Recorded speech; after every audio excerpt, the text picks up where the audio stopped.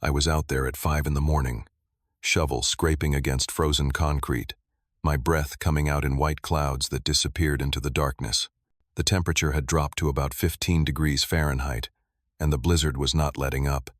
Snow kept falling thick and relentless, the kind that makes you wonder if winter will ever end. My hands were already numb inside my work gloves. Usually Jessica would bring me coffee during mornings like this, standing in the doorway with a warm smile and a steaming mug. Today she stayed in bed. I told myself it was fine, understandable even. But when I came inside to warm my hands for just a moment, I saw her phone on the kitchen counter screen still glowing unlocked. Something made me glance at it. What I saw there made my blood run colder than the blizzard outside. Before we go any further, I want to know where you are watching this from. Drop your location in the comments below.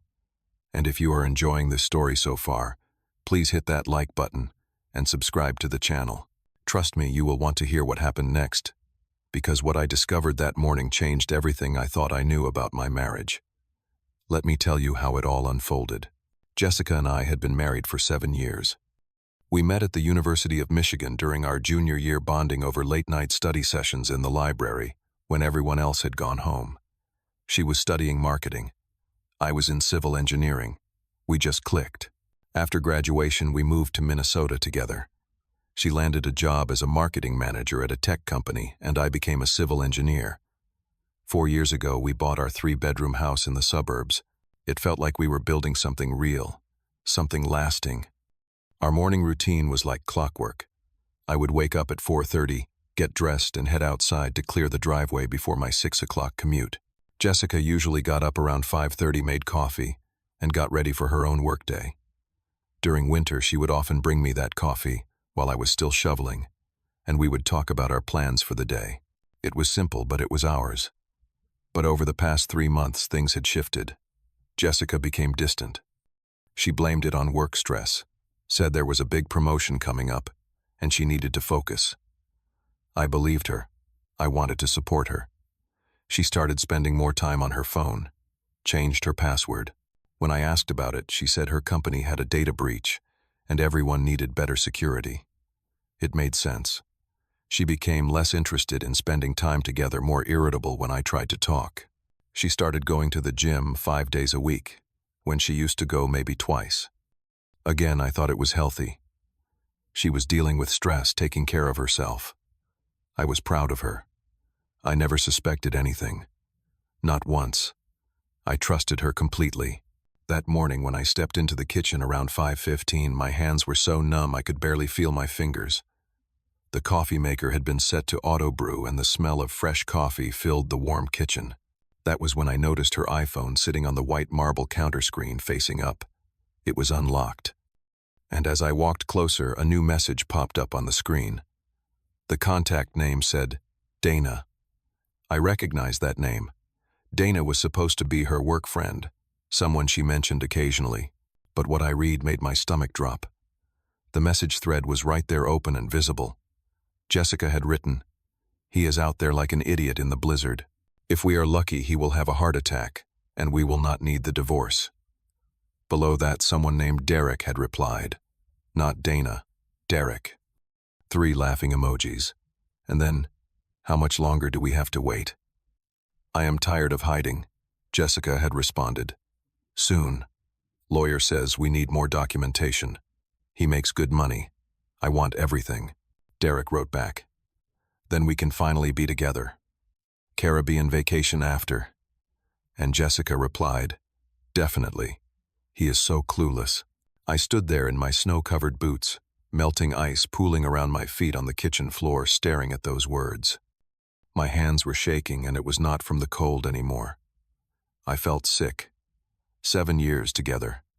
7 years of building a life, of trusting her, of believing we were happy. Just last month we celebrated our anniversary. She seemed genuinely happy that night. We talked about maybe starting a family soon. And now this. She was not just having an affair. She was planning to take everything from me. She was wishing me dead. For a moment I wanted to storm into the bedroom, wake her up, and demand an explanation. I wanted to scream, to break something, to make her feel even a fraction of what I was feeling. But then a colder, calmer voice inside my head took over. She had been planning this carefully. She had a lawyer. She had a strategy. If I confronted her now emotional and unprepared, I would lose everything. I needed to be smarter than that. I pulled out my own phone with trembling hands and started taking pictures. I photographed every message in that thread. I scrolled up. There were 23 unread messages going back 3 weeks. I captured all of it. Every cruel word, every laugh at my expense, every detail of their plan. When I finished, I placed her phone back on the counter exactly as I had found it. I took a deep breath, forced my face into a neutral expression, and walked back outside into the blizzard. I picked up my shovel and finished clearing the driveway. Each scrape of metal against concrete felt methodical, now purposeful. My mind was racing, but my hands were steady. If she wanted a war, I would give her a strategic defense, and I would win. At work that day, I could barely focus. I sat in my office staring at blueprints that might as well have been written in a foreign language. My mind kept replaying those messages. He is out there like an idiot. If we are lucky, he will have a heart attack. The laughing emojis, the casual cruelty of it all. During my lunch break, I called Tom. We went to college together, and he had gone into family law. If anyone could help me, it was him. I drove to a coffee shop 3 blocks from my office and told him everything. Tom listened without interrupting. When I finished, he leaned back in his chair and let out a low whistle. "Clint, I am sorry, man. That is brutal. But listen to me carefully.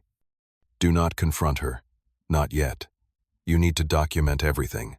Secure your finances. Gather evidence. If you play this right, you can protect yourself. If you go in emotional, you will lose." I nodded. "What do I do first?" "Check your bank accounts. See if there is anything unusual. Check credit cards. Look for patterns. And whatever you do, act normal at home. Do not let her know you are onto her."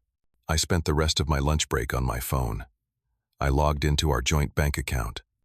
Right there, clear as day, was a withdrawal from last week. $3,000.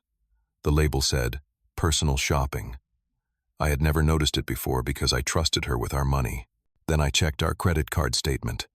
There were charges I did not recognize. The Riverside Luxury Hotel. Multiple times over the past 2 months, always on days when Jessica claimed she was working late.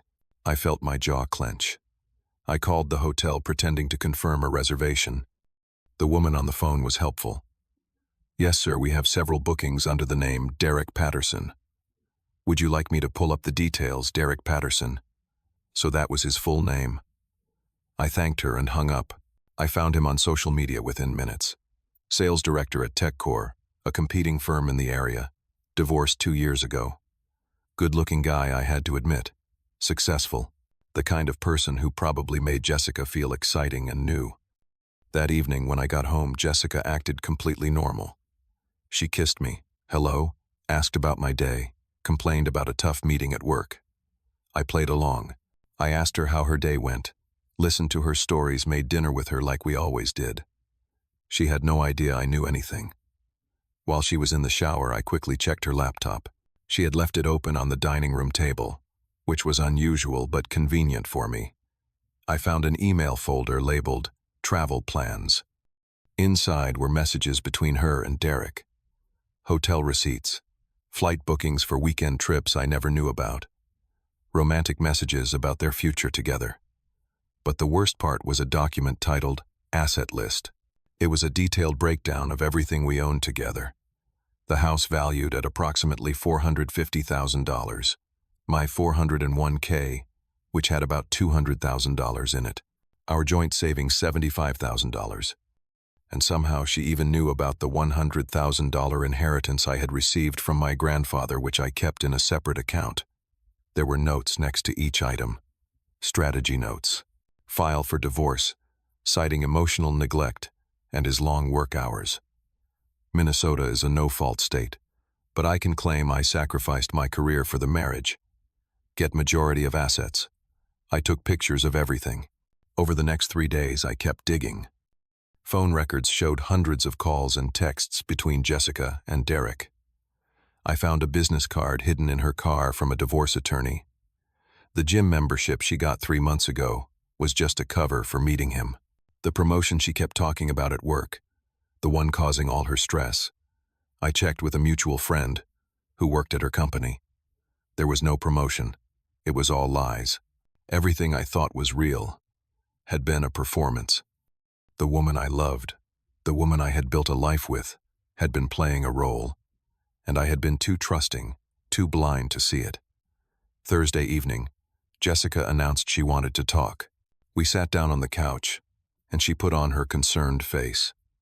"Clint, I have been thinking. I feel like we have been growing apart lately. Maybe we need some space." I kept my expression neutral. "What do you mean? I thought we were fine." "You are always working," she said, her voice soft and worried. "We do not connect anymore. I think we should consider a separation. Maybe you could stay somewhere else for a little while just so we can both think things through." Inside, I felt rage building like a pressure cooker about to explode. Every word out of her mouth was a calculated lie. She wanted me out of the house so she could file her papers, play the victim, and take everything. But I kept my face calm. "Maybe you are right," I said quietly. "Let me think about it this weekend." She looked relieved. She even smiled. That smile used to make me happy. Now it just made me sick. That night, lying next to her in bed, I realized the woman I married was gone. Or maybe she never existed at all. Either way, it was time to stop being the fool she thought I was. It was time to flip the script. Friday morning, I took an extended lunch and met with Tom at his office. I brought everything. The photos, the documents, the evidence. He reviewed it all carefully, and when he looked up at me, he was shaking his head in disbelief. "Clint, this is ironclad," he said. "She is finished. With this evidence, we can protect you completely." We discussed strategy. In Minnesota, infidelity does not automatically affect asset division, but fraud does.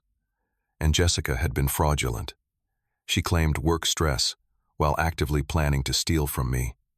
The inheritance money in my separate account was a premarital asset, which meant it was protected. Tom filed an emergency motion to freeze our joint accounts effective Monday morning. "Here is what we are going to do," Tom explained. "Sunday night, you serve her the divorce papers. But before that, on Saturday, when she is out, you move your personal items. Nothing jointly owned, just your stuff. Clothes, computer, important documents, anything sentimental. Then Sunday, you hit her with everything." Friday evening, Jessica announced she was going on a spa weekend with her work friends. I knew exactly where she was really going. "Have a great time," I told her with a smile. "You deserve it." Saturday morning, she left at 8. The moment her car disappeared down the street, I called my brother Mark and my best friend Stephen. They showed up with a pickup truck. 30 minutes later. We worked fast. I packed all my clothes, my computer, important documents, family photos, my grandfather's watch. I took nothing that belonged to both of us. I left the wedding photos on the wall. Tom said it would look better if I did not appear vindictive. We loaded everything into the truck and drove it to a storage unit I had rented that morning. Then I went to the bank and opened a new account in my name only. I contacted my HR department and changed my direct deposit to the new account effective immediately. I updated all my beneficiaries. Jessica had been listed on my life insurance policy for $500,000. Not anymore. I removed her from everything. By Sunday evening, I was ready. Jessica came home around 6, looking happy and refreshed. She had clearly enjoyed her weekend with Derek. I was sitting in the living room with all the lights on. The coffee table was covered with folders of printed evidence, text messages, hotel receipts, her asset list, everything. When she walked in and saw me sitting there, she froze. Her eyes went to the table and the color drained from her face. "What is all this?" she asked, her voice barely a whisper. "Have a seat, Jessica," I said calmly. "We need to talk." She did not move. She just stood there staring at the evidence of her betrayal spread out in front of her. "Clint, I can explain." "Explain what?" I interrupted. "How you wished me dead in a blizzard. How you planned to steal everything I have worked for. How you have been lying to me for 6 months. I picked up an envelope from the table and held it out to her. "You are served. Divorce papers." I filed on Friday. Her eyes went wide. Wait, no. Those texts, they were not real. I was just joking with a friend. Derek Patterson is not named Dana, I said evenly. He is your lover. Sales director at TechCore. Divorced. Enjoys Caribbean vacations. Should I go on? The reality hit her all at once. Her face crumpled. She started crying. It was a mistake. I love you. We can fix this. Please, Clint. Our joint accounts are frozen. As of tomorrow morning, I continued. Your lawyer will receive all the evidence I have gathered. You are not getting anything. You cannot do this, she shouted through her tears. This is my house too. Actually, I said, standing up, I put down the entire down payment from my grandfather's inheritance before we got married. Tom has verified the documentation. The house is mine. She fell to her knees sobbing. Please, Clint. Do not do this. I am sorry. I am so sorry. I walked past her toward the door. I am staying at my brother's place. Do not contact me except through your lawyer. As I left, I could hear her screaming, begging, crying. But I did not look back. Monday morning, Jessica discovered the frozen accounts. She could not access any money. She called me 50 times. I did not answer a single call. I later heard from Mark that she tried calling Derek in a panic. He told her the situation was too messy and he could not be involved. By Monday evening, Derek had blocked her number. He saved himself and left her to deal with the consequences alone. Tuesday, Jessica's lawyer received the full evidence package from Tom. Her lawyer called her and told her the truth. You have no case. His evidence is devastating.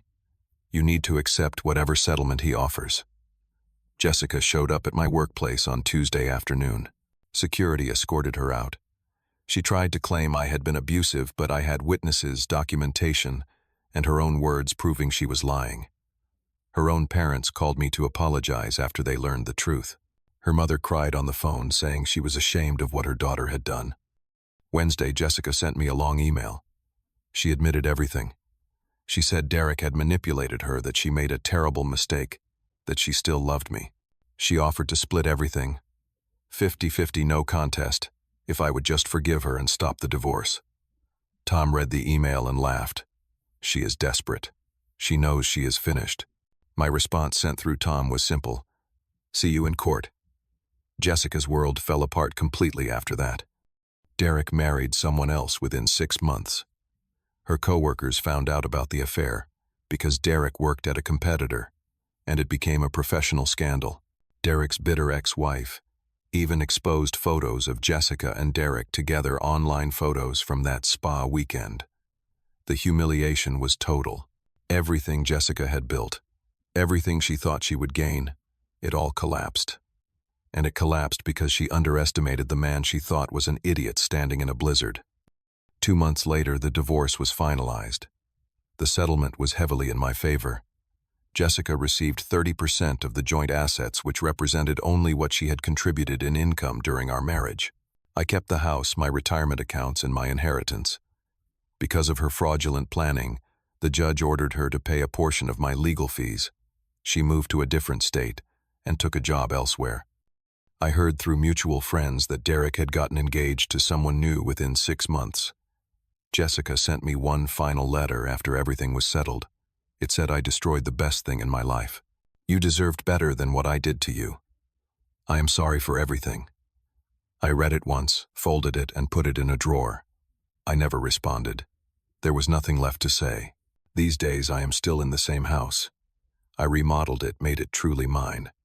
Painted the walls, bought new furniture, turned her old office into a workshop. I spend more time with my brother Mark and my friends Stephen and Tom.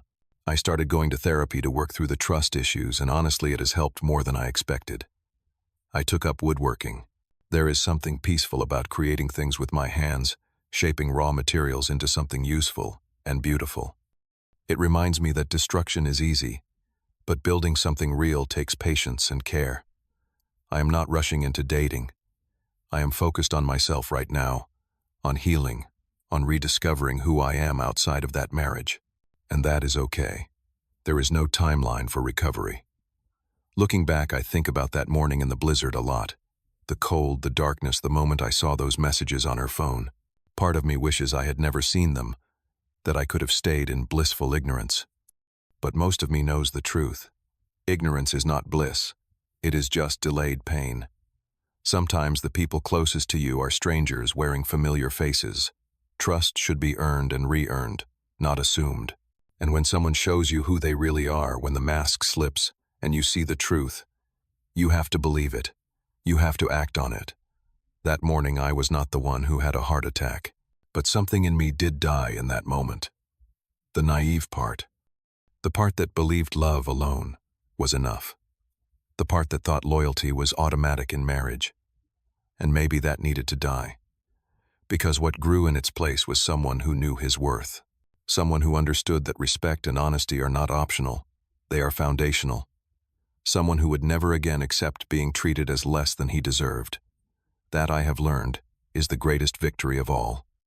Not the money, not the house. Not even the satisfaction of watching her plans crumble. The real victory is knowing that I stood up for myself. That I refused to be the fool she thought I was. That I chose my own dignity over her betrayal. And that is something no one can ever take from me. So let me ask you, have you ever discovered something that completely changed how you saw someone you loved? How did you handle it? Drop your thoughts in the comments below. And if this story resonated with you, please hit that like button, subscribe to the channel, and share this with someone who might need to hear it. Your support means everything and helps us bring more stories like this to people who need them. Thank you for listening. And remember, your worth is not determined by how others treat you. It is determined by how you treat yourself. Take care of yourselves out there, and I will see you in the next one.